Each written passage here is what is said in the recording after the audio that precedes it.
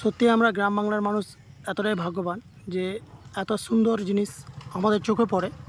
তাই এত সুন্দর নিদর্শন কিন্তু আমরা অর্গ্যানিক এবং যে কেমিক্যাল মুক্ত খেতে পারি তার একটা জলজ্যান্ত উদাহরণ এই যে দেখতে পাচ্ছেন। এই কাঁঠালগুলো এতটাই সুমিষ্ট, আমার বাড়ির পাশেই।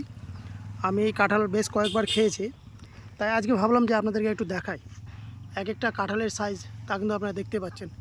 একটা কাঁঠাল একদিন ভাঙলে পরে একটা বড় ফ্যামিলিতে 5 জন 6 জনের যে একটা ফ্যামিলি, সেই ফ্যামিলিতে কিন্তু একটা কাঁঠালই কিন্তু যথেষ্ট। তাই এত সুন্দর আর এত সুমিষ্ট যে আপনি ভাবতে পারবেন না। সত্যি এর মিষ্টতা এবং এর বৈচিত্র্যময় লক্ষণের জন্যই হয়তো আজ বাংলাদেশ তাদের জাতীয় ফল হিসাবে রেখেছে। কিন্তু কি অপরূপ সৌন্দর্য, একটা গাছে কতগুলো আছে তা আপনি বুঝতেই পারছেন।